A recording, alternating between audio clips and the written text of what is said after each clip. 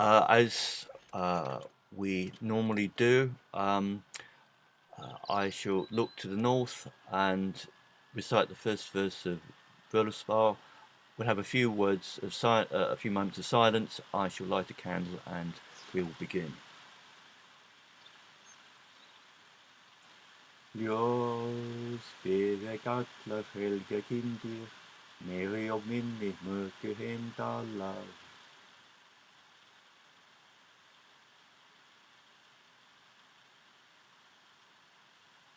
Brandy, Bren und Bunine, Bunigweg ist davon am Mother of Mani, Berta of Mausekursa until Dalska of Do.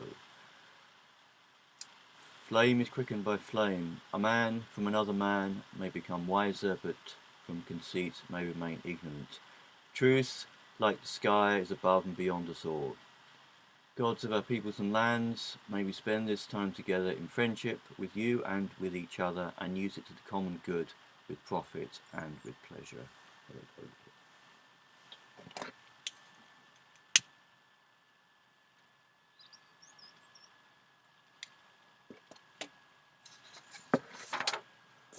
One of the most necessary expenditures of air, I think, is to introduce a speaker with a long list of past academic appointments, books, articles, awards, and collected words of praise. If a speaker is worth hearing, the audience will be able to judge that when he opens his mouth. So forgive me for saying something about what I think is our guest tonight's particular métier. If someone is well read in the sources and deep thinking about the ideas themselves, which one may regard as standing outside the ostensive world, then his intuition itself can be a source of illumination that transcends the usual routes that a materialist historian or commentator must tread. For example, there's an ongoing academic debate as to the extent to which the Roman cult of Mithras derived from Persia or whether it was a more separate movement created, in the words of Martin P. Nielsen, who was the first person to suggest this, by an individual religious genius. Such a debate is to look at the matter on one level, below that of the metaphysical. But in matters of religion, the metaphysical is the primary level that gives significance to the others.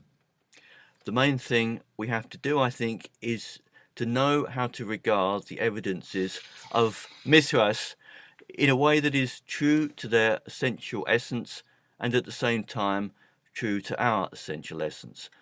One might call it an exercise of mythic exegesis. If I may say so, that seems to me Jason's calling, to illuminate with contemporary light, to be a myth maker rather than just a cartographer. And with those words, I very warmly invite Jason to speak. Sir. Thank you, Stead. That was a very apt introduction. So I will get straight to the heart of the matter here, because there's a lot of material left from last time to present. And I believe where we left off was with the introduction of Mithraism from Parthia into the Roman Empire. So I'm going to share a screen here, and Right. Yeah, I'll make you a make you co-host. Sorry. Okay, so let me share screen.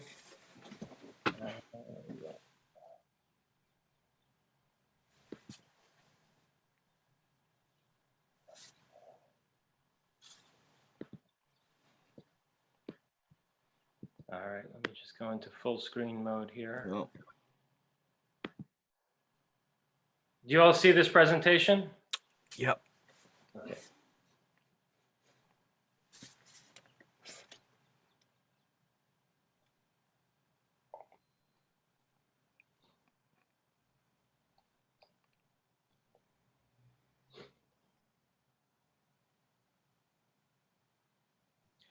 Just going to go back to where we were last time, where we left off.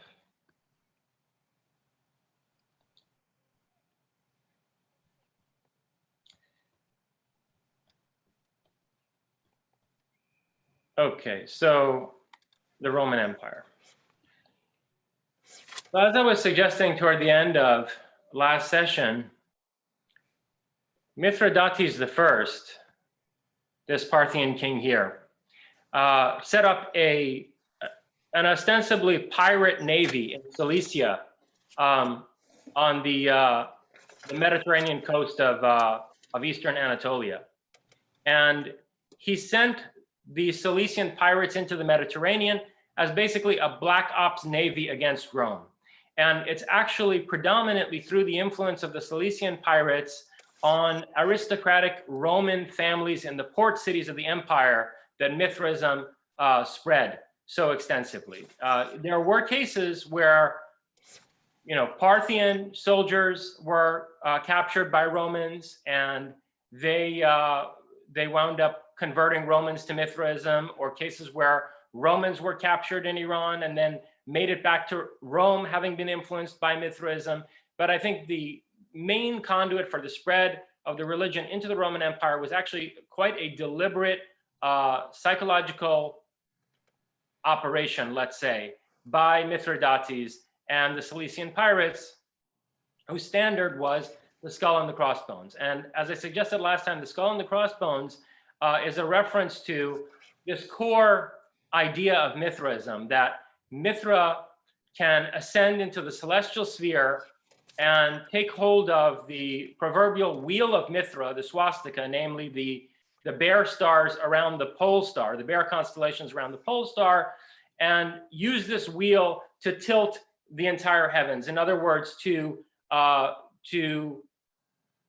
control over the stellar sphere that otherwise fatally determines human existence, to have a power over fate and to become the master of one's own destiny. So the bones and the skull and crossbones are separated by the same 23 degrees as the ecliptic and the celestial equator. And then, of course, the skull is a symbol of time as death, namely the god Zorvan, or Kronos, as he'd be called in Greek. Another symbol that's very widely recognized in the Western world, which I think can be legitimately deciphered in terms of Mithraic ideas, is the Statue of Liberty.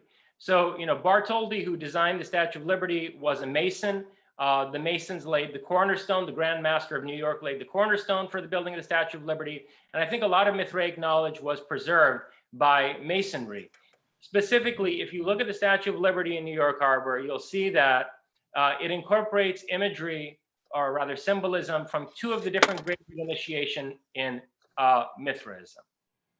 First, there's the symbolism of the second grade, the grade of Nymphas, or the bride, whose emblems are the lunar crescent, the crescent diadem, which is here in the hair of quote unquote Lady Liberty, and then the oil lamp. Originally, the statue had an oil burning torch, which was subsequently damaged and replaced. So you have the crescent diadem and then the oil lamp. And you also have an incorporation of symbols from the sixth grade of initiation, Heliodromus, or the solar charioteer, namely the seven-pointed halo, solar halo of Mithra, the solar crown of Mithra with its seven rays, and then of course the torch, which Lady Liberty is holding in her hand. And one thing you'll notice about this statue is that, you can't discern any breasts in this figure. This statue was passed off as a representation of Columbia, or the Liberty goddess. But really, there's nothing to indicate that this is a female. This appears to be an esoteric representation of a Mithraic initiate garbed as a female, as an initiate would have been in the second grade of initiation ceremony, the grade of the bride.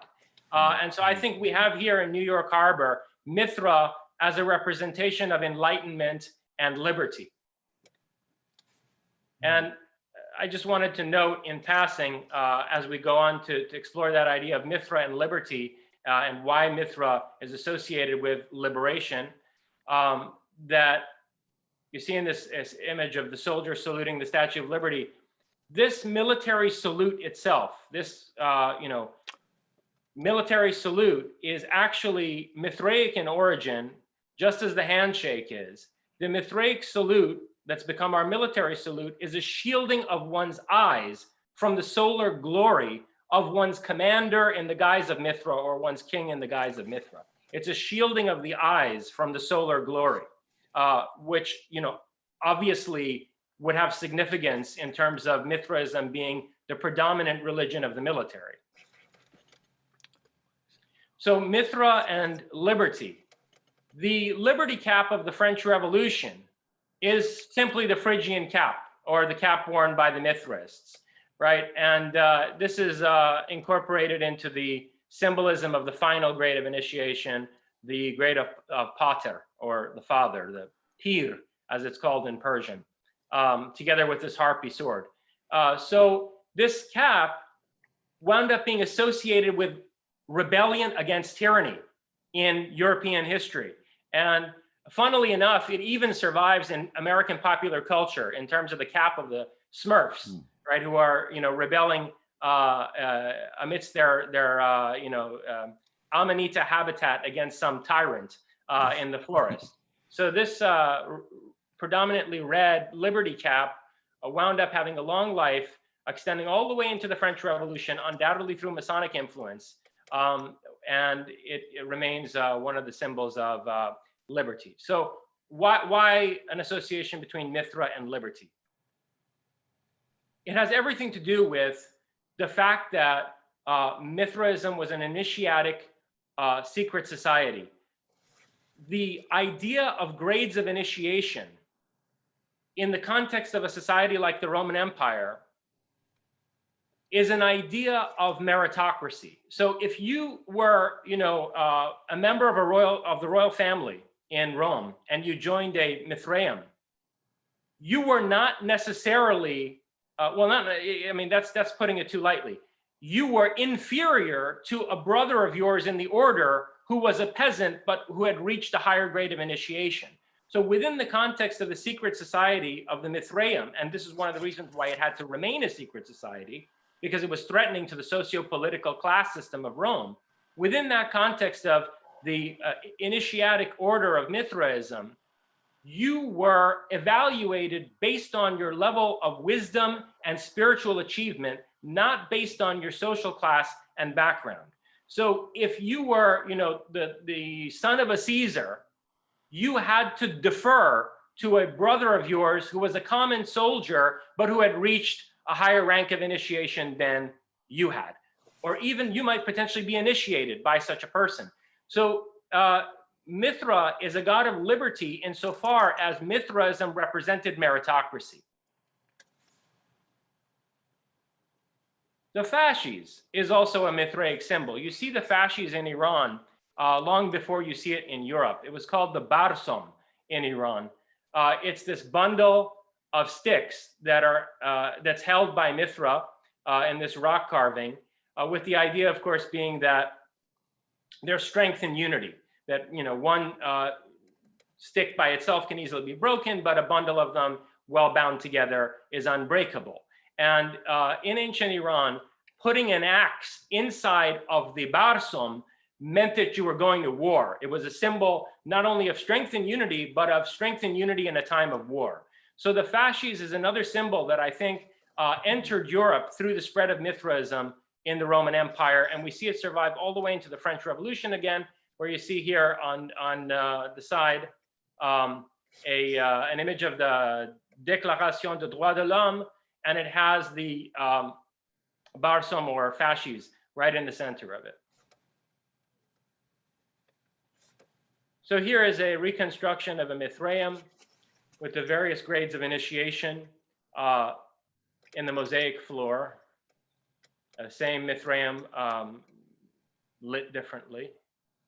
And here's the site that was actually used as a basis for this reconstruction. And here you can see the various grades of initiation. And I can expand upon this in Q&A, but let me very briefly just give you a summary of my interpretation of the various grades of initiation and what they represent. So this is the first grade, the grade of they call it the Raven Initiate. The symbols associated with it are the caduceus and the raven. And this was basically a confrontation with death. You were put through torturous rituals that were meant to terrify you and confront you with the imminence of your mortality. The fact of the matter is, however controversial it may be, people were sometimes killed in Mithraea. There was a rite where the initiate was basically subjected to the initiator would take aim at the initiate with an arrow. And sometimes this initiatic archery would actually end in the death of a putative initiate. So I think that the Mithrists would occasionally bring people into the Mithraeum who they had no real intention of initiating, and sometimes political assassinations would be carried out there with the idea that the danger of death would be taken more seriously by an initiate if they were aware of the fact that occasionally people would be killed in these initiations. So the confrontation with mortality, the ritual of which ended with the laying of the initiate into a crypt, a rite that was preserved by, for example, Skull and Bones to this day, was the first grade of initiation. The second grade of initiation was the bride, or nymphis. And as I suggested briefly last time, I think the idea there is that you could confront your own mortality courageously, but you could do it from out of a kind of prideful egotism. And so the aim of the second grade of initiation, of becoming the bride, which involved a certain degree of, let's say, ritual humiliation, I can expand on that later, but this dressing up as a transvestite, basically, and submitting to certain kind of ritual humiliation, was meant to be an overcoming of pride and an annihilation of the ego, which prepared you for the third stage of initiation, where you become a soldier of Mithra. And there, in the grade of the soldier, the idea is that you are becoming a perfect instrument of Mithra. It's the kind of self-discipline necessary to functioning in a chain of command. But the common soldier, the foot soldier on the battlefield, is one who takes orders, not one who commands or is responsible for strategizing. And so the next grade of initiation, the grade of the lion, or Leo, I think is meant to represent what they called Shir Mardan in Persian, or Shir Mard, who is a kind of leonine champion or hero, a chivalric knight, who is not just a foot soldier capable of self-discipline, but someone who has the capacity to strategize and to command on a battlefield, to take initiative and to command on a battlefield. So that to my mind, is the meaning of the grade of Leo. After that, as the fifth grade of initiation, you have Perses. If you recall from last time, in Greek folk religion, there was this idea, which the Persians would often exploit in order to gain influence in Greece. There was this idea in Greek folk religion that the Persians were the descendants of the son of Perseus by Andromeda. So the union of Perseus and Andromeda yields Perses as an offspring, and Perses is seen as the patriarch of the Persians. So there's a relationship between this fifth grade of initiation and the pater, the final grade of initiation, insofar as the father is supposed to be Perseus or Mithra. In the fifth grade of initiation, I think that we're seeing, in terms of the symbolism of, do they even have this symbolism of the fifth grade here? No, they don't. But the symbols of the fifth grade are basically the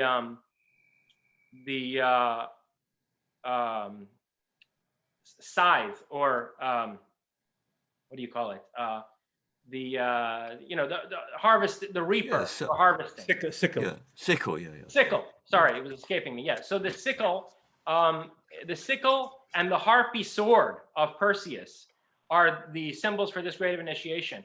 And I think that in the context of Mithraic cosmology and Mithraic ideas about the coming harvest at the end of the world, this grade of initiation is the one where you reach the point where you're going to survive the harvest. When the wheat will be separated from the chaff, you will be harvested together with those who go on to endure past the end of, the end of the world that's going to be purified by fire. And when we talk about the purification of the world by fire, we're already talking about the symbolism of the next grade of initiation, which is Heliodromos, or the solar charioteer. The idea with the solar charioteer was that Mithra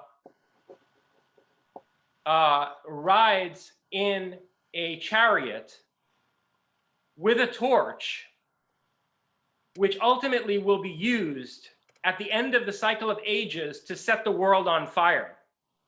And a version of this survived in Greek mythology as the myth of Phaeton's fall to the earth and the setting of the earth ablaze. And so this is the Fereshgard idea in Iranian theology, that at the end of history, there's going to be a global conflagration, which will act as a kind of alchemical furnace that purifies the world. So in the grade of the solar charioteer, where you have this torch in hand, the same torch that Lady Liberty is holding up in New York Harbor, and you also have this whip. Okay, this is the symbolism of the grade of the solar charioteer, the solar halo, the torch, and then the whip for the horses driving the solar chariot. You are at a point where you have the discernment to judge who survives and who doesn't survive the apocalypse. So it's not just that you've reached a level of understanding requisite for enduring this global alchemical transformation. In the grade of the solar charioteer, you've risen above that and are in the position of a judge over the world. And then the final grade of initiation, or rather the culmination of the initiatic process, is to become the pater or Perseus, or basically to become an incarnation of Mithra, or a vehicle of Mithra. So that's the grade symbolized by the ring and the wand or staff of the magician, and the Phrygian cap, and also again see this curved sword, which to this day in the symbolism of the Iranian national standard, the lion and the sun, you see this curved sword in the hands of the lion. Okay, so here are a few more pictures of Mithraea. And you can see here, this is the London Mithraeum, of course. And you can see here in this reconstruction how the initiates would be, or rather the brothers of the order would be seated on these couches with the initiation taking place in the central corridor.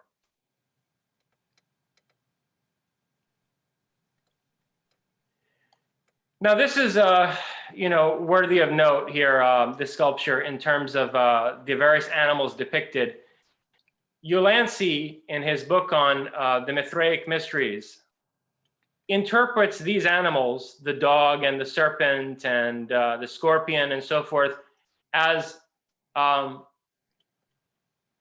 stellar symbology, that these are constellations associated with Perseus and Taurus. And so that this is further evidence that what we're being presented with here is a kind of star map and astrological symbolism. I'm not so sure about that. I think that if you look at this from an Iranian perspective, there's another possible interpretation, which is that, as we discussed last time, Mithra is the mediator between Ormazd or Ahura Mazda and Ahriman, between the forces of light and good and the forces of darkness and evil, between truth and deceit, right? And in Zoroastrianism, certain animals were associated with Ahura Mazda and the good creation, and other animals were considered Ahrimanic or demonic. The dog, in particular, was a very sacred animal who, became man's best friend, as it were, in archaic Iran in the first instance, because it was believed that dogs would guard your home from demons, that they could see demons and they would bark to ward off demons, right? So the dog is a holy animal, And then the serpent is considered an Ahrimanic animal. And the fact that you have the dog and the serpent both sort of, licking at this wound where Mithra is beginning to slay the bull, to me suggests again Mithra as a mediator between the forces of good and evil, or Mithra as one who ultimately has surmounted this moral and cosmological dichotomy. So that's another possible interpretation that I would offer. And also these figures that you see on the sides, one of them holds a torch upwards and the other one holds a torch downwards. Ulansey and others, I think, have interpreted these as symbols of the winter and summer solstices. But again, I think you could see them as Ormazd and Ahriman, the one who is dousing the light and the one who is upholding the light. So why do I have this Vesica Pisces in here? As we transition to the later Roman Empire and the rise of Christianity, I think it's valuable to pause for a moment and reflect on the potential origins of this Vesica symbol.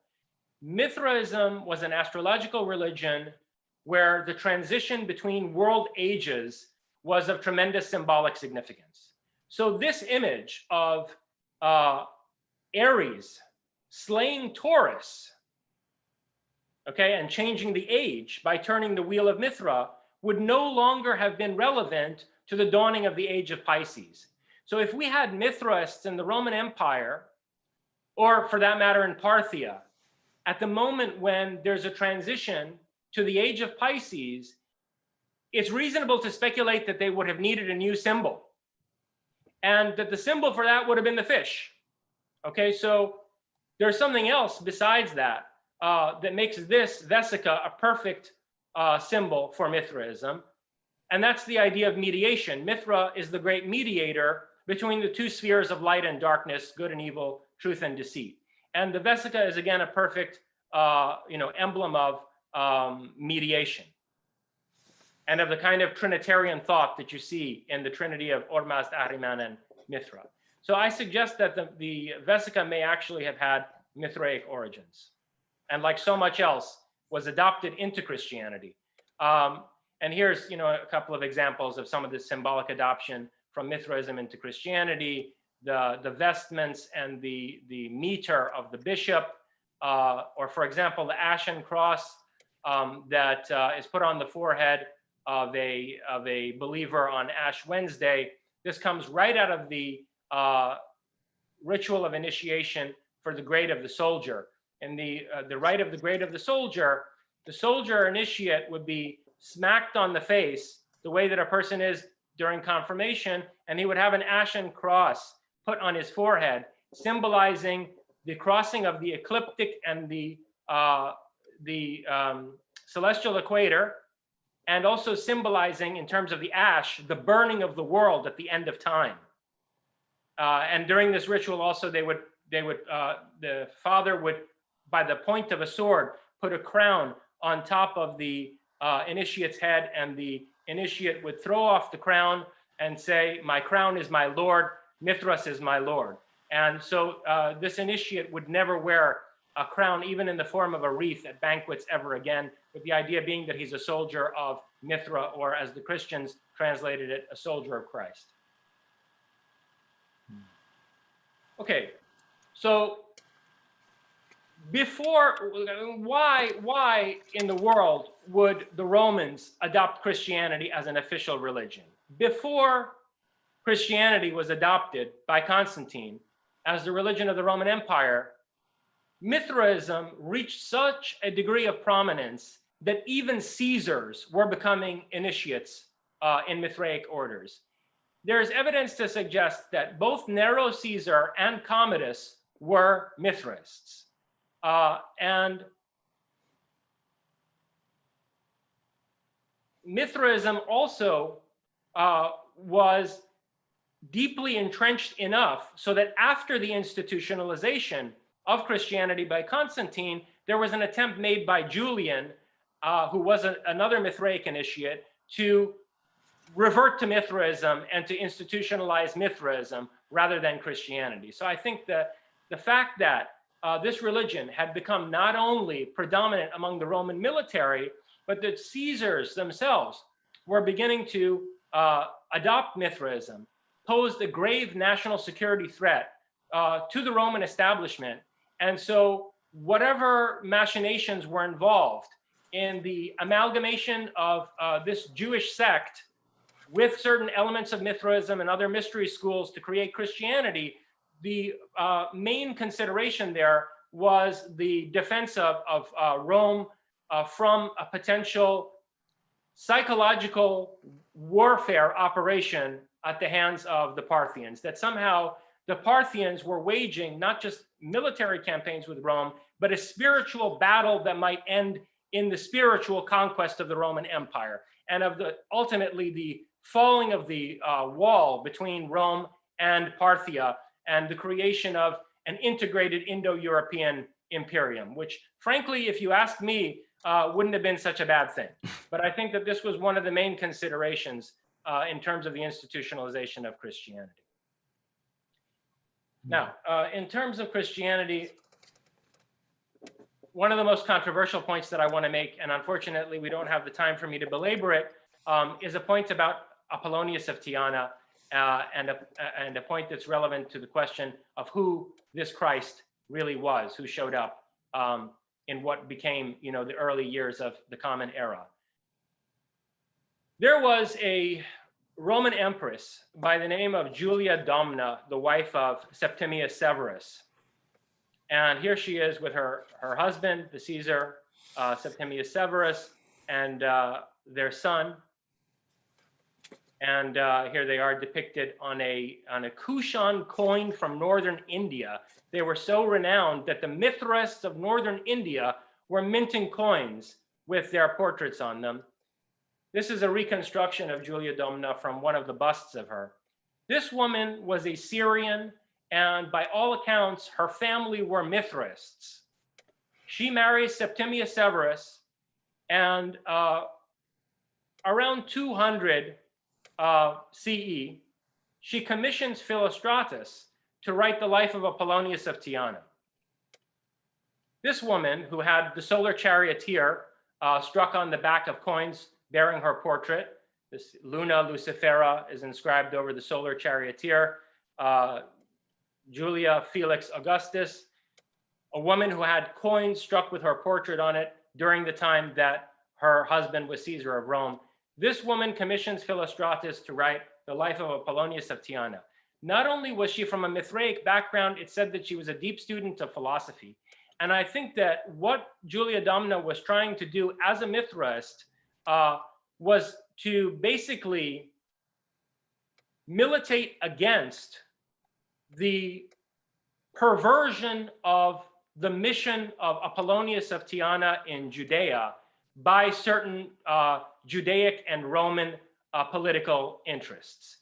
So if you read the biography of Apollonius of Tyana, you'll see that this man, who was born basically at the same time as Jesus, went to Judea, among other places, and his custom was that whenever he would teach his esoteric philosophy somewhere, he would adopt the language and the symbology of the local people. So he would try to teach them this esoteric wisdom in a terminology that they would understand and that had the best chance of transforming their own tradition in a positive way. So Apollonius goes to Judea, and if you think about it, the title Yeshua or Jesus is actually, it's a title in Hebrew. It's an honorific. It means savior or redeemer. So it's not necessarily a personal name. For all we know, Apollonius, speaking Aramaic in Judea, was referred to as Yeshua by the Jews who he taught there. Not only does he perform all of the same miracles as Jesus, he ultimately falls afoul of the Roman authorities, and they wind up attempting to crucify him. He escapes crucifixion, travels through Persia, and spends his old age in India, which is exactly the account of the life of Jesus that were given by certain Muslims and other people in the East, particularly in Kashmir, where the Kashmiris claim to locally host the tomb of Jesus.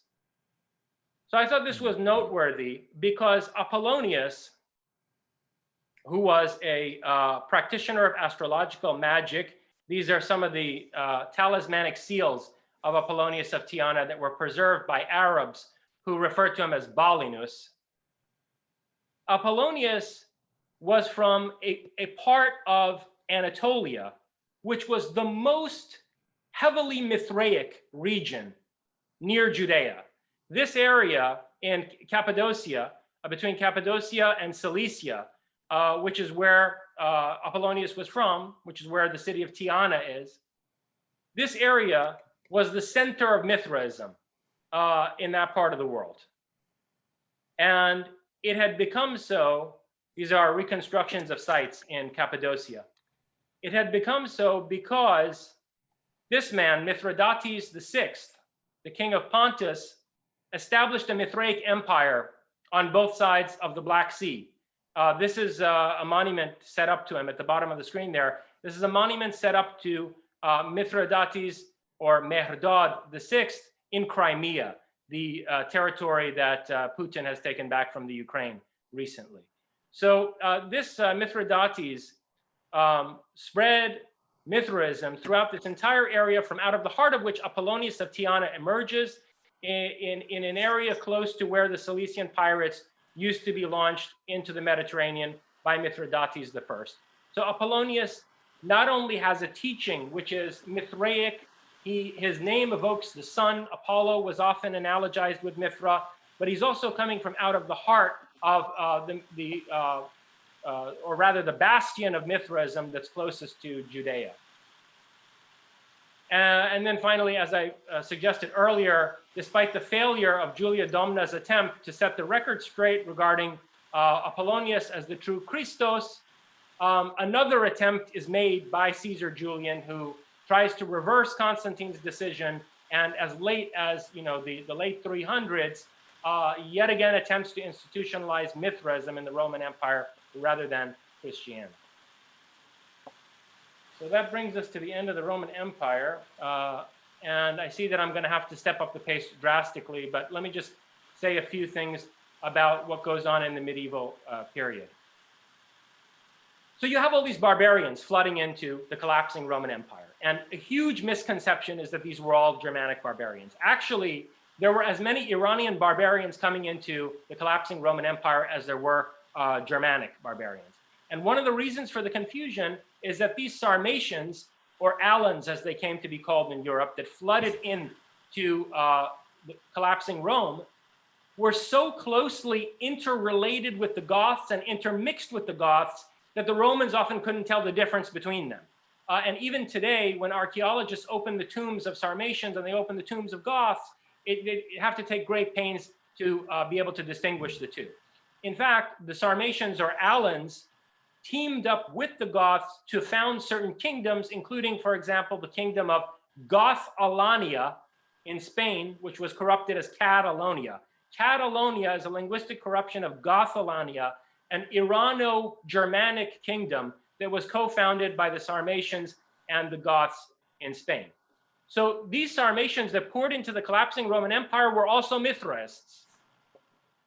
They were closely related to the Scythians, and they were also Mithraists. These are the people who invented scale armor. And their banner was the dragon, the Draco, which eventually became the Roman banner, the Roman war banner. And the reason it became the Roman war banner is that these fighters were so good that whenever they were defeated, they were recruited into the Roman military if possible. Marcus Aurelius took thousands and thousands of these Sarmatians who he defeated in battle, and he sent them to Hadrian's Wall in Britain, with the idea being that he wanted them to be as far away from possible, as far away as possible from their homeland, so they couldn't act as insurgents against the empire, but they could be grade A fighters for the empire. So he takes these chivalric, Mithraic knights in shining armor, okay, a accoutrement that didn't exist in Europe prior to the entry of Sarmatians into Europe, Sarmatians who invented scale armor. He takes them and he stations them at Hadrian's Wall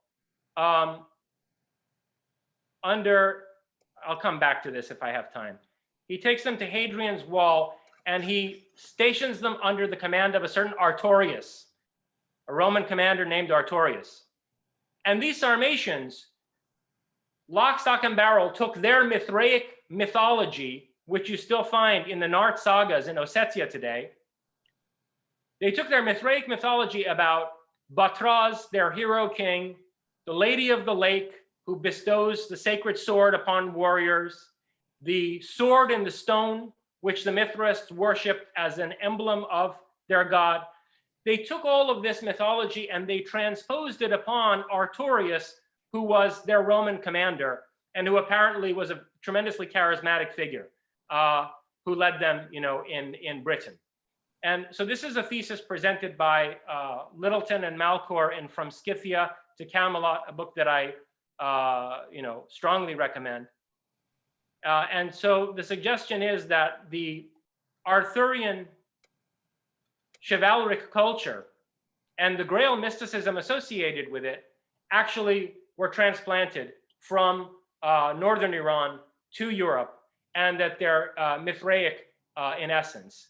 The Grail, the sword, all of these symbols, the sword that's bestowed upon the hero by a goddess figure who lives underneath a lake and who takes heroes to this occulted realm beneath the waters and initiates them and bestows a broadsword upon them.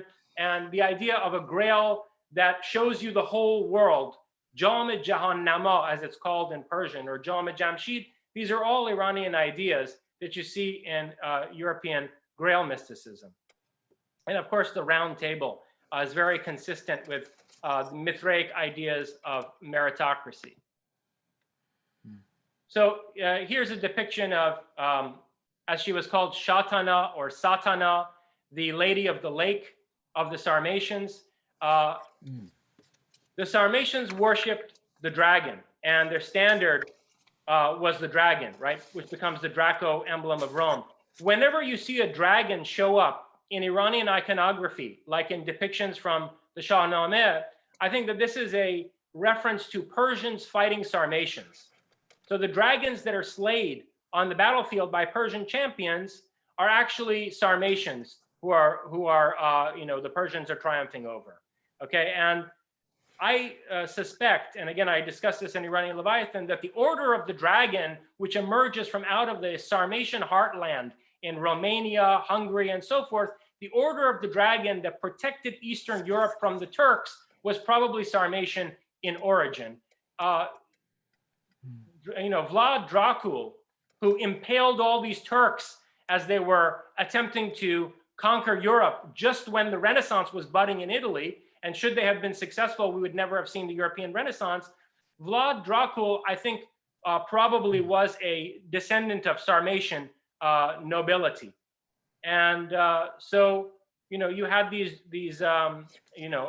esoteric dragon knights in Europe enduring for centuries into the medieval period. And okay, so the point that I'm trying to make here is that the chivalric ethos that we often associate with, the European knightly culture actually has an origin in Parthian Iran. It's far, it far predates medieval Europe. And that's also the case with the idea of, romance that you see promulgated by the troubadours in, let's say, the 1100s and the 1200s in Europe. The romantic ideal that's associated with the chivalric culture and with these very, independent women who ran, basically feudal realms in Atlantic Europe. This culture can be found already in the 2nd century BC in Iran. And one example of that is the romantic poem Veys and Ramin by Fakhruddin Gorgani. People have analyzed Veys and Ramin, which originally dates to the Parthian period and was rewritten in the 1000s in Iran, 900s, 1000s in Iran. Veys and Ramin has been identified by some scholars as the prototype for Tristan and Isolde. mean, somebody should really make, I mean, if we had a better regime in power in Iran by now, there'd have been some Akira Kurosawa Ron style film made of this romantic epic. It's quite incredible. I mean, there's so much, erotic imagery in this that to this day it's censored in Iran. In any case, the idea of romantic love, we've been told, was a product of, the late medieval period, and it didn't exist in classical Europe. I mean, this is what scholars tell us. But it's very clear that it existed in Parthian Iran, and it's entirely consonant with the spirit of Mithraism, that as a free-spirited person, you would, freely choose who your beloved is and not be subject to these customary social conventions. Okay, and the rebellion against those social conventions is at the heart of this narrative in Beis and Ramin. So you have this Iranian precedent for the chivalric culture of Europe that's basically Mithraic in nature, and it includes, for example, the worship of swords that are planted in the earth or set up on stone altars. I'm going to get a lot of flack for this from the people in the Iranian opposition. But if you look at the flag of the Islamic Republic of Iran, even to this day, this symbol that's referred to as the Allah Lale, or the Allah tulip, supposedly Allah mirrored in two directions and depicted as a tulip, this is an entirely Mithraic symbol that somebody snuck into this flag, effectively. If you look at this, first of all, just on the face of it, they call it the Allah tulip. It was believed that red tulips would grow from the blood of martyred knights. In the Mithraic culture of ancient Iran, the martyrdom of a chivalric knight was symbolized by a red tulip. So, they would say fields of red tulips are fields where the Mithraic heroes died, right? And then you look at this particular red tulip, and there's a downward planted broadsword in it, waiting to be pulled out by the hero. So I think this is one of those examples of esoteric symbolism encoded in a modern context. And by no means is it the only survival of Mithraism in Iran today. The entire culture of Zurkhanes, or houses of strength, which you find in basically every, not only Iranian city, but every town and hamlet practically in Iran, okay? This house of strength is essentially a Mithraic martial arts dojo that has survived more or less in its original form to this day, down to the hymns that are recited in it, which are often from the Shahnameh, or the Epic of Kings, an epic whose central hero is Rostam, a Scythian Mithraist, which I mentioned last time. Okay, so the Zurkhanes, the houses of strength where Persian martial arts are practiced, are a surviving Mithraic institution that's widespread in Iran to this day. Here are some old rock carvings of knights in shining armor. You see how in ancient Iran, many centuries before the medieval epoch in Europe, we already had this symbolism of lance-bearing knights fully clad in armor, with armored horses and so forth, which I think spread into Europe as an aesthetic together with Mithraism. All right, we're very short on time, but give me another 10 minutes or so here. Please, Jason. I don't think anyone would want to miss anything of this. It's fascinating. Right. This episode is particularly important. So these carvings are from the Sasanian period. They're at a place called Tagh-e-Bostan in Kurdish-dominant region of Iran, and they date to the Sassanid period. Now, something happens in the Sassanid period, which begins around 200 AD, and which overlaps mostly with early Byzantine history in Europe. The main rivals of the Sassanids are the Byzantine Empire. Something happens in the Sassanid period that gives us tremendous insight into Mithraism and fleshes out what the Mithraic esoteric doctrine must have been. The Sassanids are the ones who institutionalized Zoroastrianism in its most orthodox form. The founder of the dynasty, Ardashir Babakan, was from a family of priests okay, based in the Pars province of Iran, the province from which the name Persia derives. And so coming from this family of priests, Ardashir creates for the first time an orthodox puritanical Zoroastrian doctrine, and he attempts to institutionalize it as a state religion, all right? And to do that, he persecutes the Mithrists.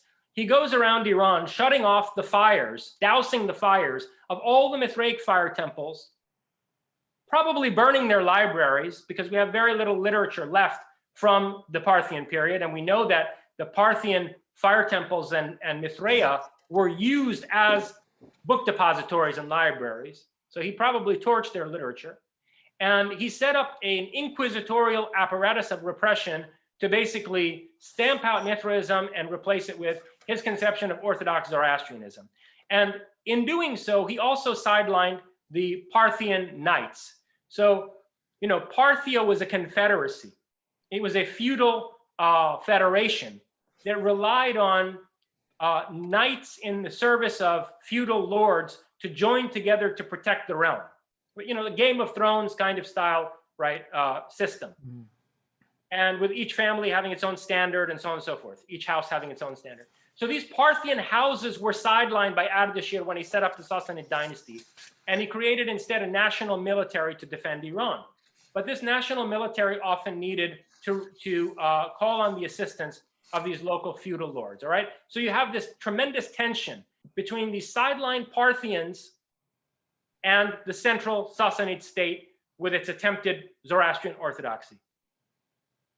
This is the capital of the Sassanid Empire, which unfortunately is in Iraq today. You know, Iraq is a fake country that spent more than half of its history, not just as part of Iran, but as the capital of Iran.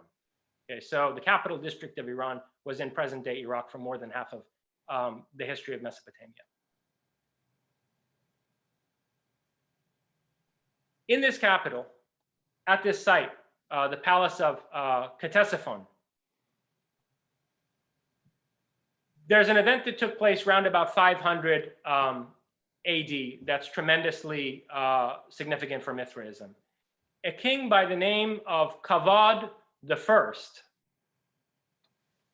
appoints a prime minister named Mazdak.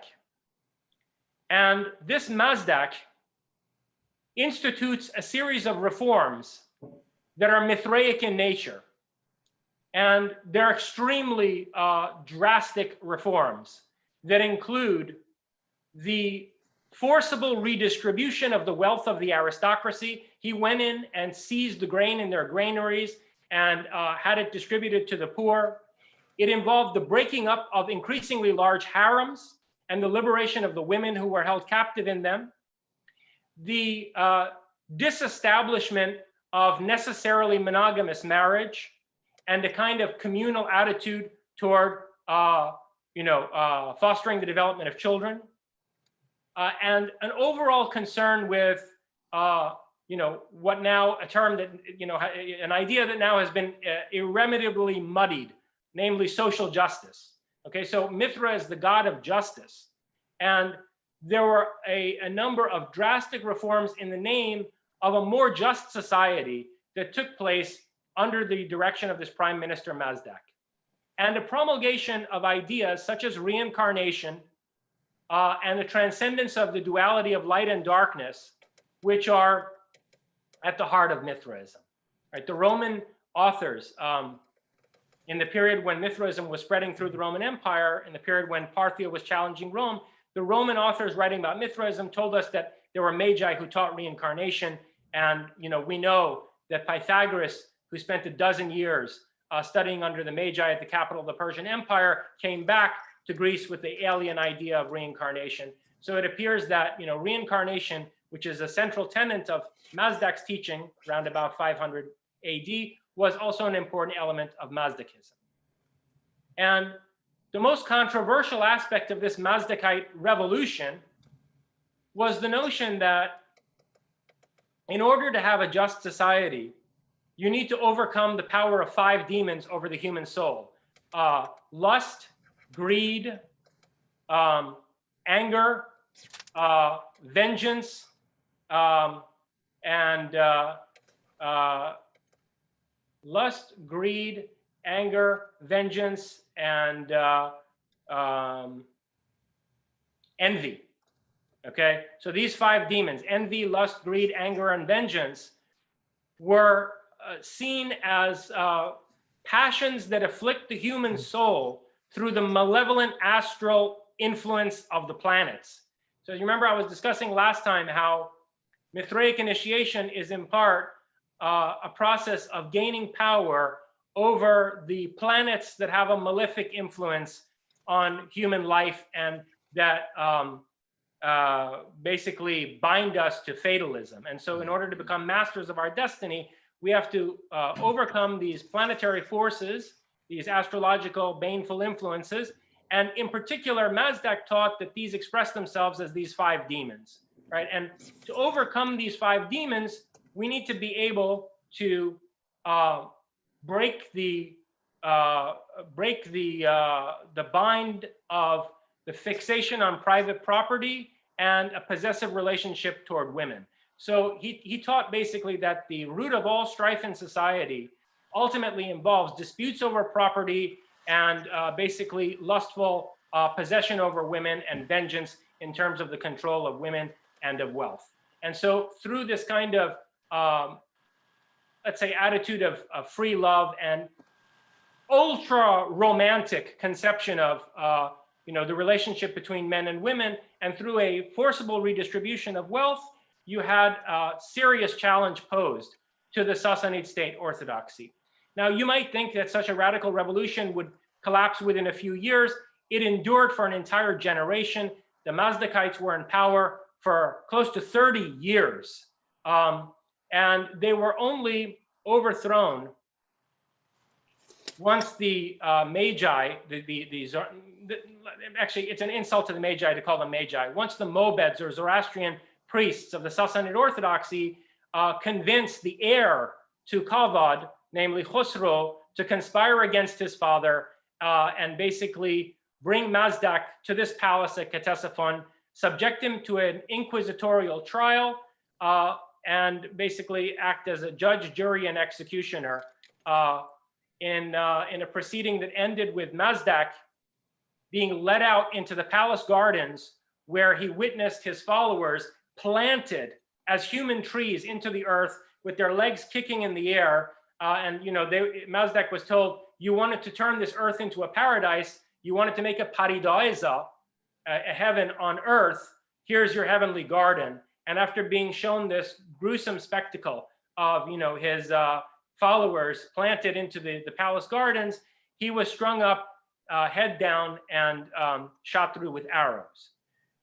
Following that, Khosrow, the heir to Kavad I, executed about 100,000 of the most prominent Mazdakites, which scaled to today's population is an execution of, well, at least 1 million people, if not more, and publicly burned their scriptures in bonfires.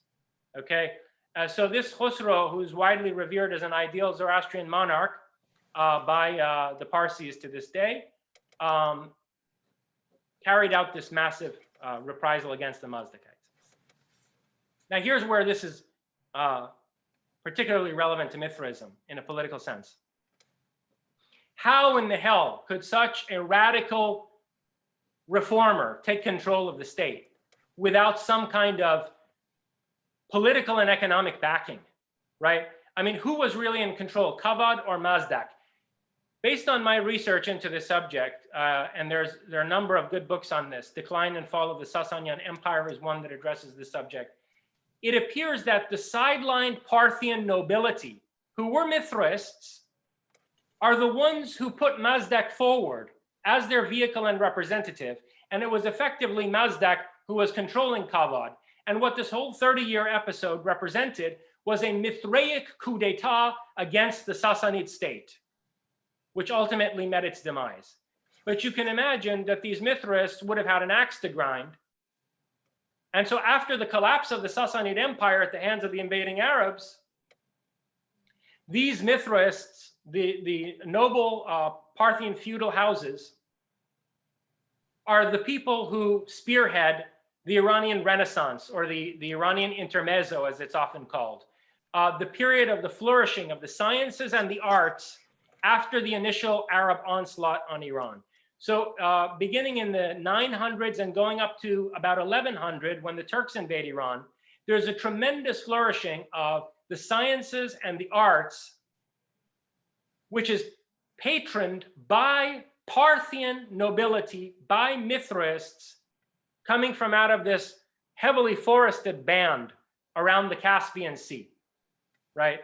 And it yielded two dynasties, the Buyid dynasty and the Samanid dynasty. One of them, as you can see here, the one on the top, the Buyid dynasty expanded to the south, and the Samanid dynasty expanded to the east. And these were both, coming from out of Parthian feudal houses in the north of Iran. And you also saw Mithraic religious revolts against Sunni Islam.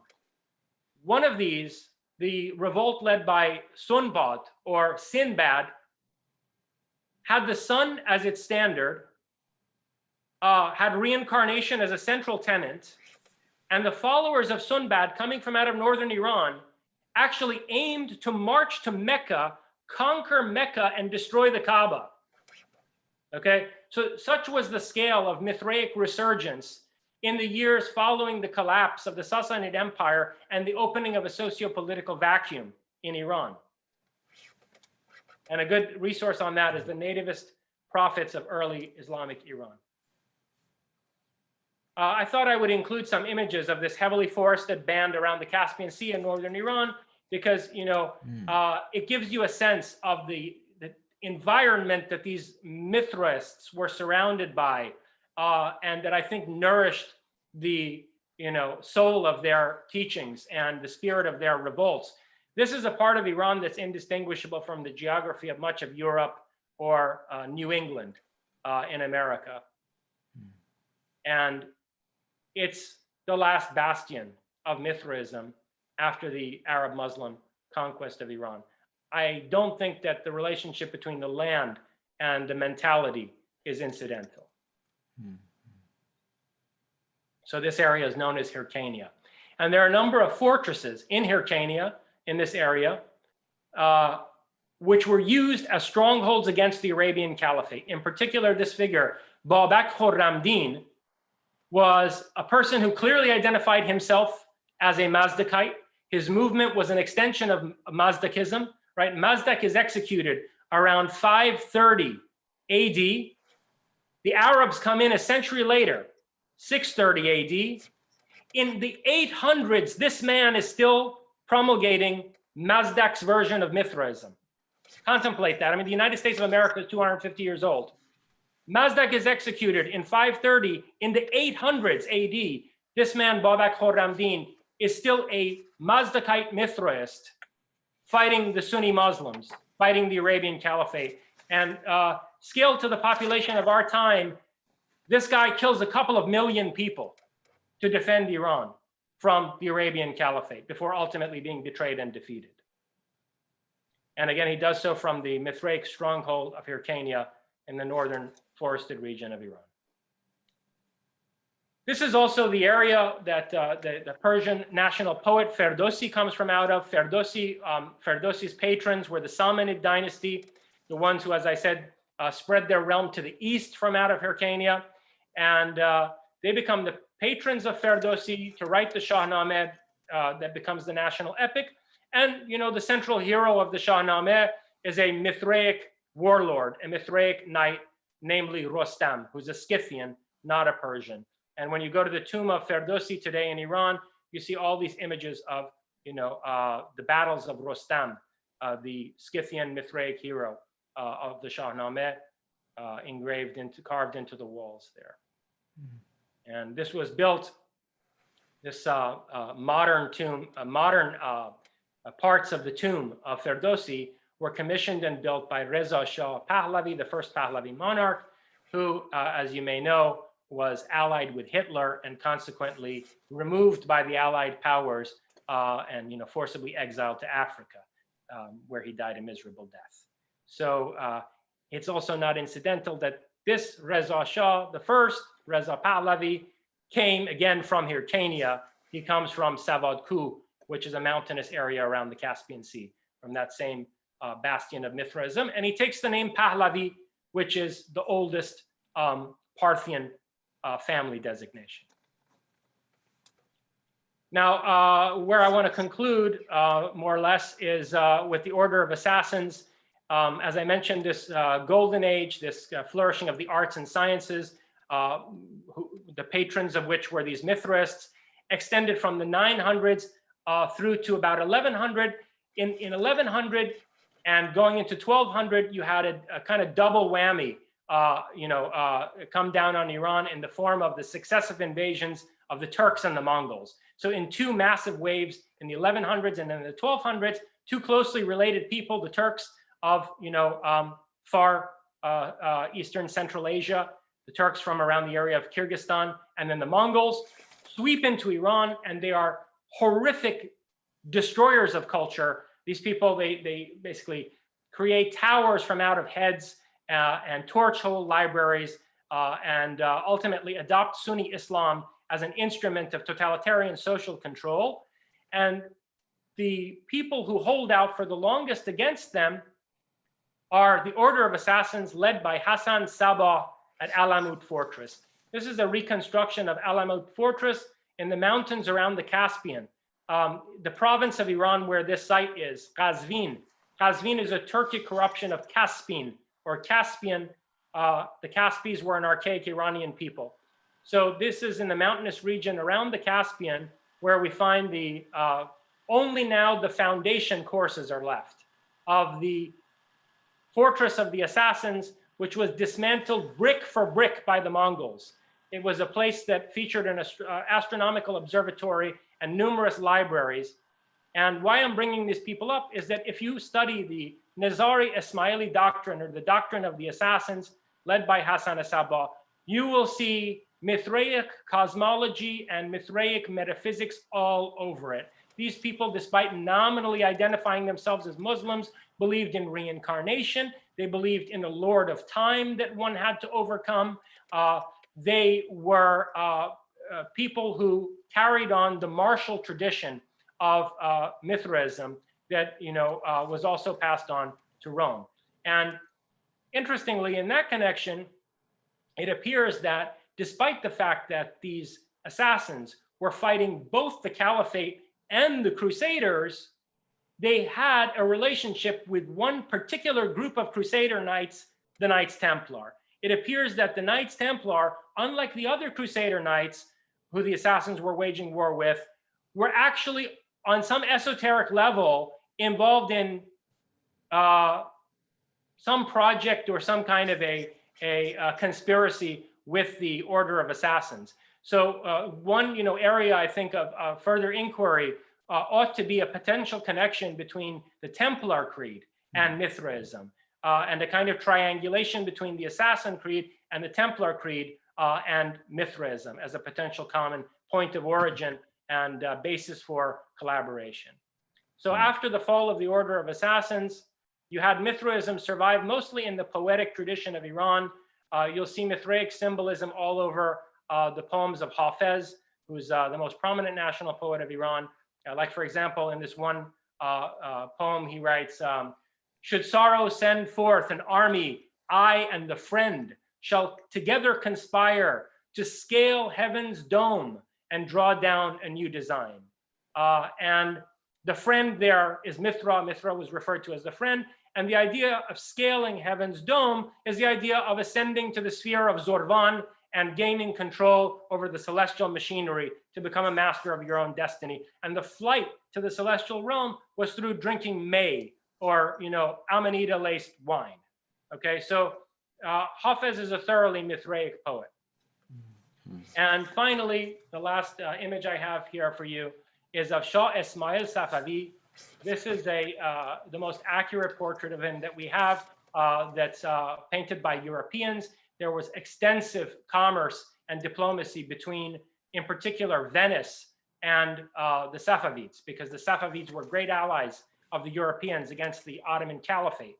And so here's a portrait of Shah Ismail Safavi, who comes, again, from out of north western Iran, and in particular, during a period when he was, very young still. He hadn't become king. He was a leader of a Sufi order. He takes refuge in the forests of Hyrcania and is initiated by crypto-Mithrists before he ascends to the throne and becomes the founding king of the Safavid dynasty. And in particular, the group of people who initiated Shah Ismail in that part of Iran, to this day, continue to worship Mithra in the form of the peacock angel. These are people who are referred to as the Ahl Haq, or the people of truth, or partisans of truth, very closely related to the Yazidis in the Kurdish community in northern Iraq.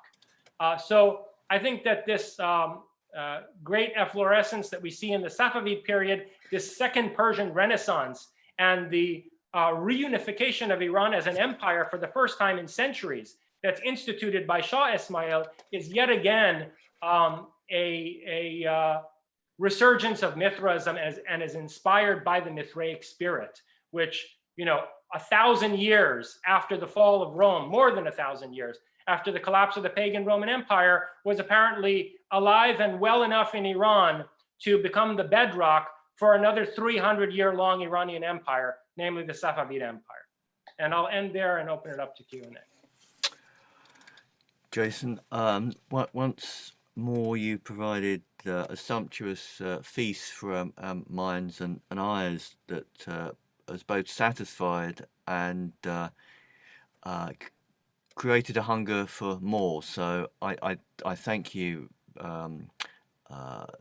most sincerely, as I'm sure everyone else who has been present this evening would concur with. Wonderful, yeah, and you put in a great deal of time in composing that sequence of images, and it will be very good to look back at the video, because all the books are there, so they're very good references. So thanks very much indeed for that. Thank you, Stead. Questions? I'm sure. Right, I think Mehran, your hand was up first, and then Tony, and no doubt other people. So Mehran, please unmute and ask your question. Thank you once again. A great performance. I hope we can have more of these talks, because this is so relevant for our time, and there's so much potential in these talks about how bridging the gaps, but more important, how to become relevant. I wonder if in the beginning of your talks, you referred to those initiation rites and so on, and gave us a great, background. But I hoped you could discuss more about what happened after the French Revolutionary Project and what happened to America, the role of Mithraism. Obviously, it has vanished from the surface and has become some kind of secret society thing. Otherwise, it hadn't been for the Freemasonry, and Illuminati and those the societies communicating with outside world without being so explicitly in their messages. So I wonder, how could we make Mithraism relevant? And I mean by this, there is so much potential. One is this Nero 666. It is so popular. We know that kingdom of, Prince of Darkness, a king of Persia, a harlot of Babylon, all those references, as if there is a last chapter left in the Christian era or narrative to be written by the very Mithraists. So I see a great role we can play in this apocalyptic world. So there is a great social and cultural and many capital, but what to do next? What will be the next move? I hope, really hope, that we can have more of these talks, because there is so many interpretations you can do in the Holy Grail, in the Zodiac, in the, those 7 stages. Because I see the, as I told before, the 3 or maybe the 4 first stages as military stages, but the last stages is more religious. This morning I was thinking about, the father, what the Germans call fatherland, and this Wotan, and the Persian word Vatan, and Vatan Parast, that Wotan priest. I mean, what is this holy nation we are thinking of, and all those things, and giving, Persian, European, interpretations of that. And one last thing, you was talking about, Knight Templars and, the Project Egypt. I mean, I know your background is from Gorgan, the northeastern Iran. My background is from Gilan, the northwest, western part, and this Buye, and, this third Egyptian project. I mean, Persians conquered Egypt during the Achaemenid time, and second time was during the Fatimites. And I think, the third time will be the last one. And there is some kind of, project, how to save the world, how to take, control of, major strongholds. Thank you for me. Thank you. Great. Thank you for this short time. Okay, so a number of things. First, in order to make Mithraism relevant today, in terms of its doctrine and its potential to transform human consciousness, I think the kind of approach that needs to be taken toward Mithraism is the kind that Jung took toward Christianity, Gnosticism, the history of alchemy, and so forth.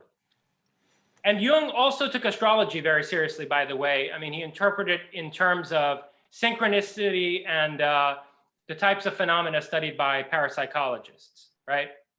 So even the astrological aspects of Mithraism can be translated into a more intellectually robust context that's appropriate to the contemporary era by taking a Jungian archetypal psychology approach to the symbols and the cosmology of Mithraism, all right?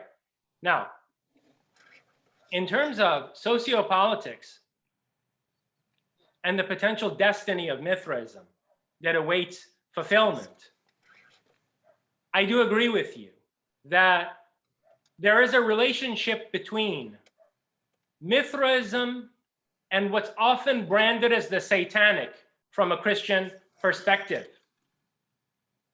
And in this way, Mithraism, or let's say that Mithra as a symbol, is different from the resurgence of other pagan symbolism in Europe, right? In a way, one of the virtues of the Norse religion, which I wish I knew more about, after all, I'm partly Scandinavian by descent, partly Germanic. One of the virtues of the Norse religion is that it is sort of outside the whole dualistic scheme of Judeo-Christianity and of Abrahamic religion. It does not map neatly onto the kind of theology you see in the Abrahamic religions, whether that's Judeo-Christianity or Islam, right? It's its own thing. It stands in its own right. And in a way, that's a virtue. On the other hand, if your objective is to extricate Europe from Christianity, is to ultimately overcome Christianity on the scale of the entire Western world, if that's your objective, and frankly, it's mine, then you're going to need a resurgence of pagan symbolism, which is more adversarial and contrarian. And there are only 2 pagan deities that have that kind of power to invert Christianity. One is Mithra, and the other is that I've spent so much time focusing on, namely Prometheus. Okay, and there's a very close relationship between these two, Mithra and Prometheus. Mm-hmm. So I do think that there potentially could be a religious revolution that takes place in the West, which is not some kind of conversion of the West to Mithras. I mean, that's ridiculous. It's not going to happen. But in Nietzschean fashion, there can be an overcoming of Christianity that has an archaeo-futuristic relationship with the symbols of Mithra and Prometheus. So that's I think, a destiny of Mithraism that's waiting to be fulfilled. Let me leave it at that. We'll take other questions. Yeah, that is a fascinating answer. Very suggestive. Thank you very much, Jason. I think Tony, you're next. Then it will be Vladimir, and possibly by then other people will have raised hands. Jason, I've been interested for quite some time in the connection between the Templars and Freemasons, and I've done a lot of research on this, and I think there are some reasons to think that there's a very close historical link. There's also a lot of similarity between Mithraism and Freemasonry. As you mentioned earlier, there's a lot of moments of commonality, which is something I've also done quite a bit of study on. The interesting thing is the Templars in the middle, what they might have had to do with Mithraism, how they might have been the vehicles of it into Freemasonry. And I was wondering if you have an idea on this. Look, I think you're exactly right. I mean, I didn't want to be boldly speculative. Although, I mean, I'm often boldly speculative, but look, I didn't want to exceed the bounds of, justifiable speculation. But I do suspect that you're exactly right. The way that all this Mithraic symbology and ritual practice wound up in Masonry is via the conduit of the Knights Templar. That's the missing link. And that's why the Knights Templar had a relationship with the assassins, who were also Mithrists.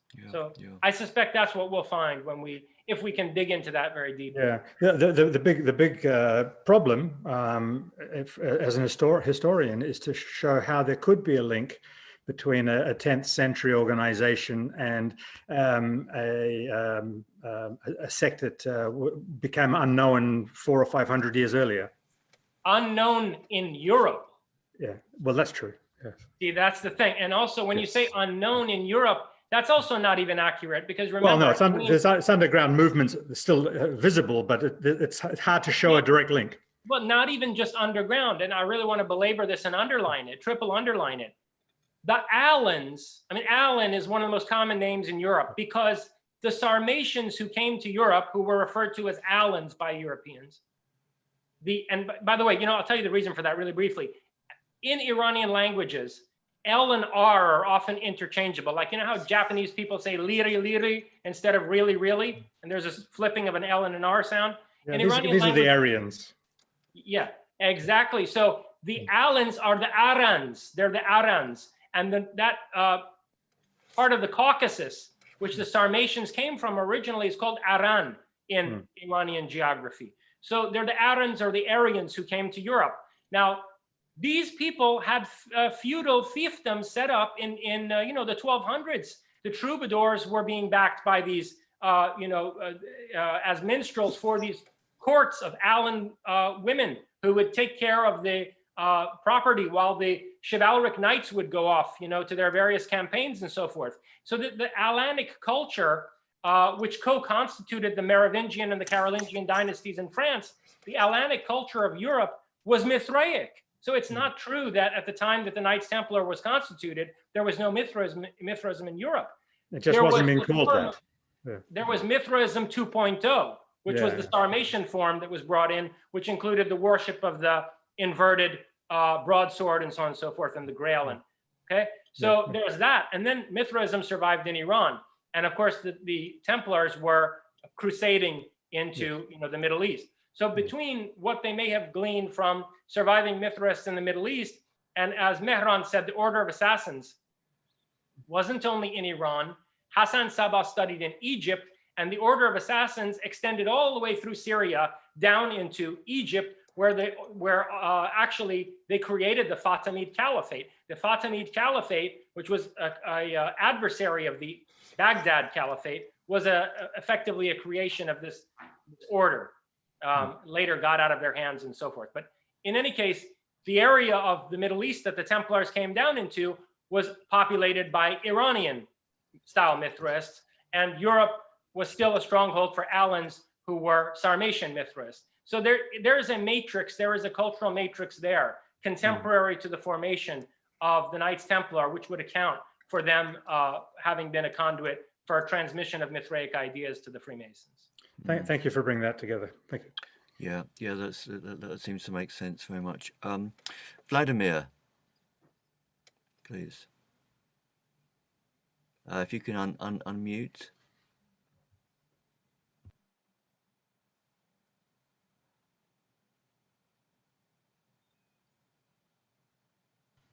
All right. Okay. Yes, Jason, first of all, thank you very much for your very interesting and informative talk. And there is one issue of a special interest for me, and namely the influence of Western Gnosticism on the Kalachakra Tantra. So far I know, in the 10th or 11th century, exactly in the time when this Kalachakra Tantra have been written, there was an Ismaili state in the northern India, the Multan state. And so far I understand, the Ismailis influenced the Kalachakra Tantra, at least with their cosmology, very strong. And then later, the Mongols picked up from Tibetans this cosmology, it brought it to Mongolia and even to Yuan China. And it influenced even the Chinese inner alchemy, including the White Lotus sect. And so what should be your concern about this interrelations, and especially this Ismaili influence on Kalachakra and basically on this Northern India culture? But I mean exactly the Buddhism, first of all. Yeah, thank you. I got you. So I think the influence is actually much older than what you're suggesting. It is true that Ismailis, in other words, what I've been referring to as the assassins, right? Ismaili esotericists did go to Northern India, and the Kali worship of the Thugis, for example, the left-hand path insurgents who fought the British in Northern India, their esoteric ideas have been traced to Ismaili influence as well. So you're right that there was an Ismaili influence in Northern India. But Tantra dates back to about, as best as we can tell, the 600s, 700s AD in Northern India, going into present-day Afghanistan, okay? Of course, again, Afghanistan is a totally artificial country. It's Eastern Iran. And Padmasambhava, who is one of the first great tantric teachers and who takes Tantra to Tibet, Padmasambhava was an Iranian, according to the best biographies. He came from what's present-day Afghanistan, and there is a clear connection between the type of teachings that you see introduced into Buddhism when Padmasambhava brings Buddhism to Tibet, and the erotic countercultural practices, antinomian, taboo-breaking practices that you saw in Mazdakism. So again, remember, when did Mazdakism take over the Sassanid state? When did the Mazdakite form of the Mithraic religion become so powerful that it seized control of the state apparatus of Iran? 500 to 530 AD. When does Tantra begin to emerge in North Indian literature? Around 550, 600 AD. Okay? And remember that Northern India, for most of its history, was ruled by Iranians. Even in ancient times, forgetting about the Persianate culture of the Mughals and so forth, even in ancient times, the Kushans who ruled Northern India were Iranian Scythians. So in addition to the various periods that Northern India spent under one or another Persian or Iranian empire, there were also quote unquote local dynasties in Northern India who were actually ethnically and culturally Iranian in origin, and they were Mithras. So this, this was one cultural sphere, and you have a Gnostic antinomian teaching take over the goddamn Iranian state in 500 AD, a doctrine which is almost identical to Carpocratian Gnosticism from Alexandria. And lo and behold, within a century, tantric texts appear in Northern India, and Padmasambhava, who's an Iranian from Khorasan, takes these teachings to Tibet. So if you ask me, that's the genealogy there. All right. Yes. Thank you. I've heard the Padmasambhava was even Zurvanist. Well, Zorvan is central to Mithraism. I think it's inaccurate to call him a Zorvanist, but he's someone to whom Zorvan was very important as, you know, the god of time in Mithraism. And remember, Padmasambhava, look, the guy, I mean, people, I mean, you know, I don't know, these modern day Tibetan Buddhists with all their peace and love, new agey nonsense, for, you know, Lucifer's sake, read the biography of Padmasambhava. The guy was a warlord who drank out of skulls in cemeteries, okay, and would go as a master archer, sit on rooftops and take aim at people to kill them so that he could take their women. This guy fits the type of a Mithraic champion, a Mithraic knight perfectly. Padmasambhava is a hardcore Mithraist in essence, in his ethos. Yes. Okay. Thank you very much. So, thank you. Michael from Cologne. Yeah, please unmute. Yeah, anyone else who hasn't asked a question, I'm always keen to get as many voices heard as possible. Yeah, please, Michael, go ahead. Yes, I was extremely interested in that talk, as I'm sure most people here were. One question I do have concerns the legend of the dragon and the knight. It seems to be very much entrenched in Christian mythology that the hero is the dragon slayer. I mean, we have St. George, for example, St. George and the dragon. We have also in heathenism, we have Siegfried, he's the dragon slayer. And the dragon is portrayed as some sort of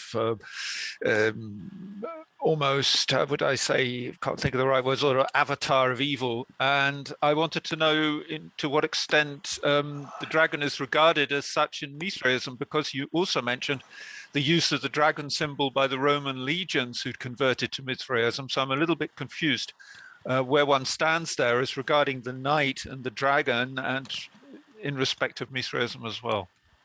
Right. So as I mentioned, in Iran, you have a perfect corollary to these European images of knights slaying dragons.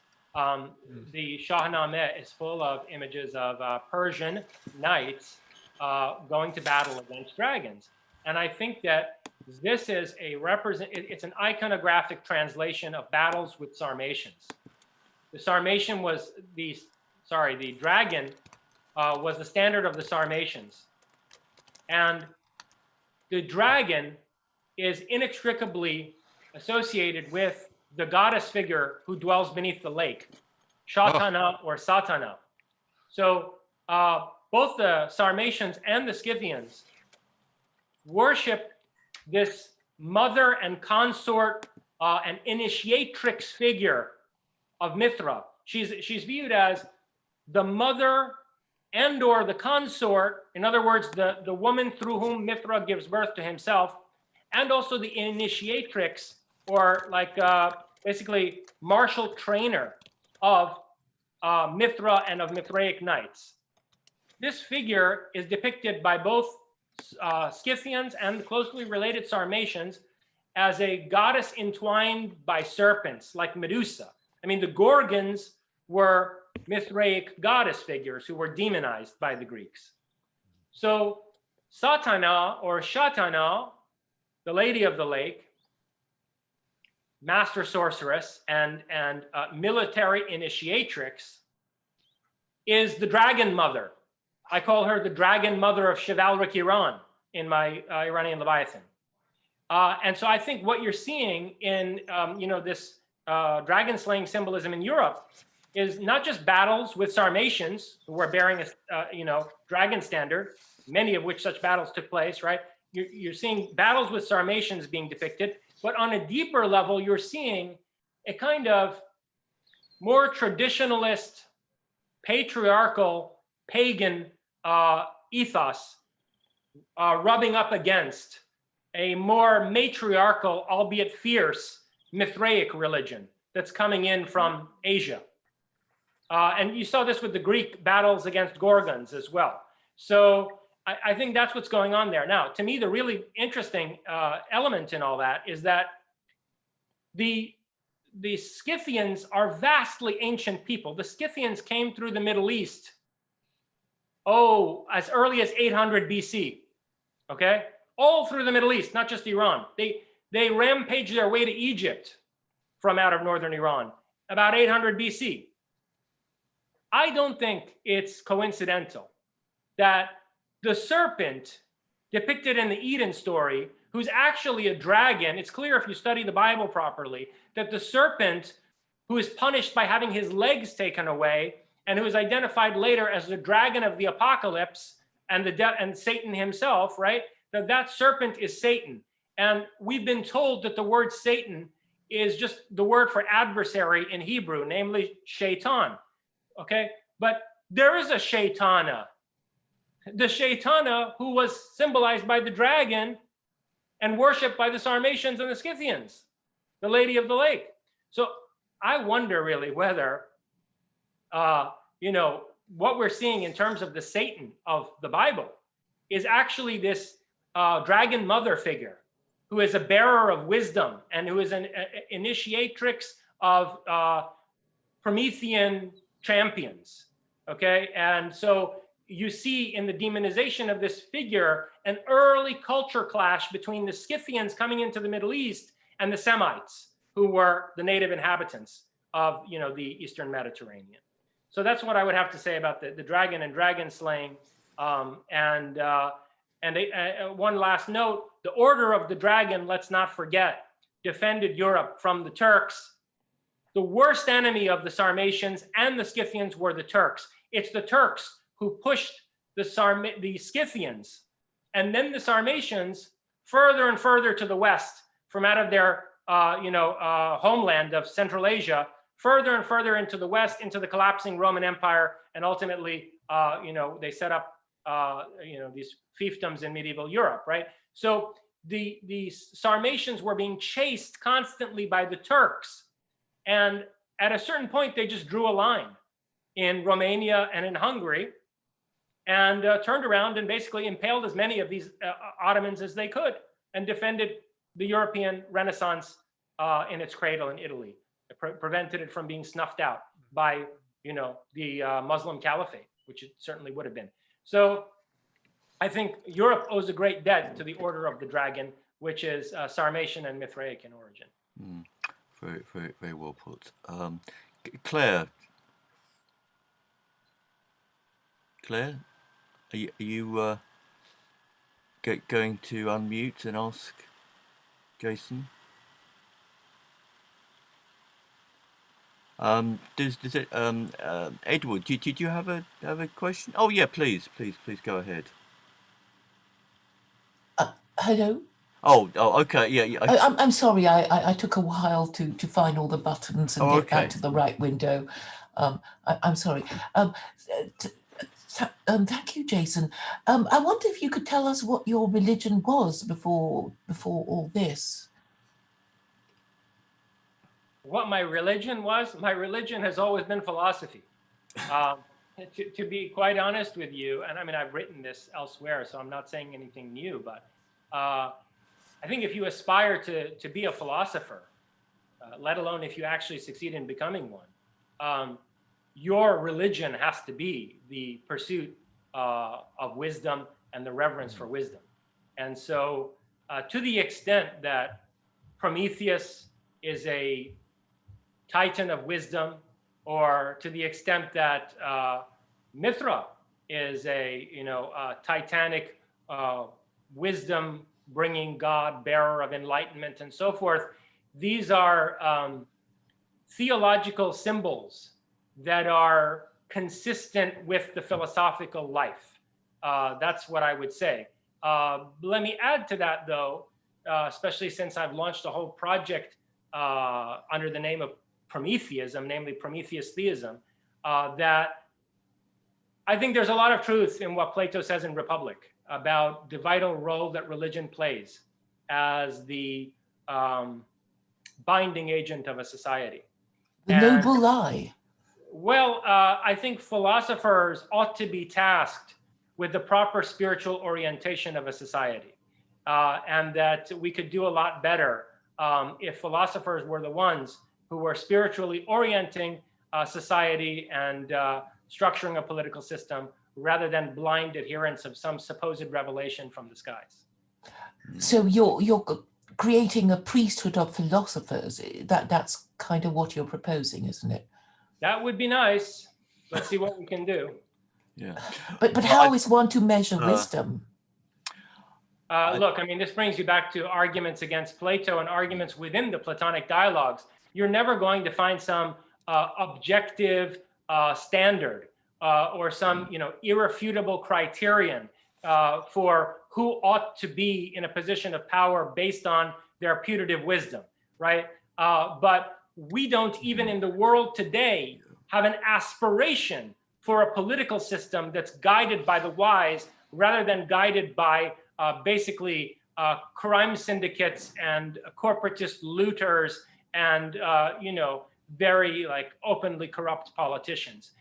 So, the first step is to abandon false ideals like mobocracy, i.e. democracy, and the reign of capital, and at least aspire to a system where, guidance is being provided by those who ostensibly have dedicated themselves to the acquisition of knowledge and the pursuit of wisdom. Thank you very much. That's a very, very good answer. Forgive me, Claire, I will move on. Edward, please. Okay. First of all, thank you, Jason. That was a superb presentation, and I am a big fan of yours. I've seen many of your YouTube talks, and I've read some of your books as well. My question's slightly different. I'm really interested in your creative process because you're a very fluid talker and writer. And you obviously deeply study texts, histories, mythologies, archaeology, etc. So you're really immersed in your subjects. But do you, in a sense, do you almost connect with these teachers from the past, embody them, and do they influence you in your creative process? Do you feel that they're almost coming through you in a sense? I'm not being silly with this point. I really am being very serious about it. Do you feel that you connect with them and that your creative process too is really, really important to you, not just about finding out from the past and explaining what has happened in the past and bring it into the present, but your creative process as well? I hope that's okay. Yeah. Look, I want to be a little bit careful how I answer this question, but I have intuitions about history, which certainly ought not to be the basis of making claims without their being substantiated by extensive research, but they're the kind of intuitions which allow you to see patterns in historical and sociological data that someone else might not necessarily see. And I agree with the Mithraists that reincarnation is, part of the dynamics of the development of the human psyche. And I say that on the basis of extensive scientific evidence for reincarnation that's been marshaled by people like Ian Stevenson at the University of Virginia and decades of research. So, if reincarnation is a legitimate phenomena, which I think it is, and we've spent lifetimes in other epochs of history, there may at least be a latent subconscious memory of certain things that would be triggered by a deep study of certain eras in terms of rigorous scholarship, right? So that's one answer that I would give to you. And another thing that I would add to that is that my creative process is very much that of an artist. Had I not gone into philosophy, I'd have gone into visual art, drawing or painting. And one of the reasons that I didn't become a painter, is because I think that until we have a fundamental philosophical and spiritual reorientation of our culture, art will remain dead. Okay, for art to be revitalized again on a scale that's socially significant and where art can have the sacred symbolic power that it did to most societies throughout history, there needs to be a fundamental philosophical reorientation of our dying civilization. So the way I work in terms of my writing is the way that a painter paints. It's not, incremental, putting together little puzzle pieces or something like that. It's in terms of forming a gestalt, like a painter sketching out broad contours, demarcating broad contours on a canvas and zooming in on one or another area and filling in detail. And as in the case of a painter, it involves a lot of intuition, which I already addressed. Intuition is relevant to a not entirely rational understanding of history, okay, and an experience of time that transcends the confines of the contemporary materialistic reductionistic paradigm prevalent in the science. Yeah, it's good question. Thanks very much for the answer. Those who haven't asked any question, I don't know if Father Frank, maybe Helen, Isabel, Kem, Adam, Mick, Edith, Alan. I'm conscious that Jason's been entertaining us for 2 hours, so I'm keen to end this fairly soon. But yeah, if no one new has any more questions, Frank, are you unmuting to ask a question? No, I don't think so. If no one will, I think maybe we should move towards the close of the meeting, which has been fascinating. One thing Michael from Cologne did mention in chat is a reading list, but I suppose just looking back at the recording would perhaps serve. Do you think, Jason? Because most of the books that seem to have been significant, you've actually pictured. Yeah, the covers of the most significant texts on Mithraism are all in that presentation, from like, Ulansey and Payam Nabard's books on Mithras to, the books on the resurgence of Mithraism in Iran in the medieval period and the dynamics of power between the Parthians and the Sassanids and so forth. All those books are pictured there. And if you want a more extensive book list, well, look at the biography in the bibliographical references. Look at the bibliography in Iranian Leviathan. There's an extensive bibliography. The book is subtitled A Monumental History of Mithra's Abode. So it's essentially a study of Mithraism and not only a book about Iranian history. I'm certainly intending to read that after these two moots. Jason, do you have the text of the... Yep. Right. Rudyard Kipling wrote several short stories set in the Roman Empire where the heroes are followers of Mithras and they are loyal Romans and foster an orderly society and an appreciation of other people's points of view, that there are many ways to the light, unlike the Christian characters who are genuinely less of a positive influence. 3 years ago, I visited the London Mithraeum on the very auspicious day of the 24th of December with a Druid friend of mine, a man who I think several people here are familiar with. When in the darkness the lights were lit, we both stood up and read Rudyard Kipling's Song to Mithras. And I think it would be an appropriate way to end this evening's moot if Jason would read that. Mithras, god of the morning, our trumpets waken the wall. Rome is above the nations, but thou art over all.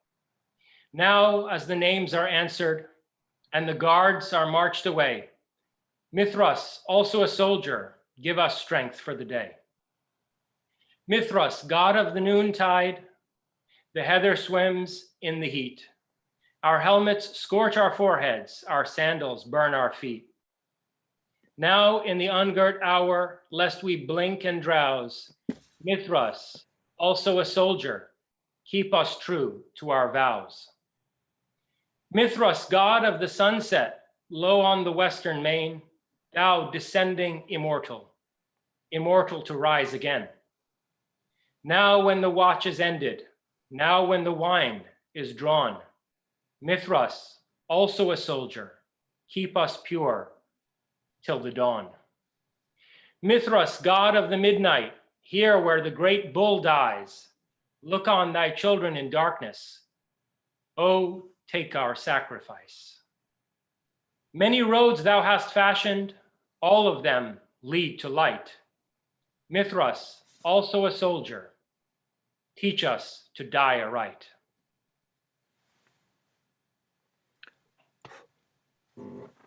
Thank you very much for an ending that I don't think could be bettered.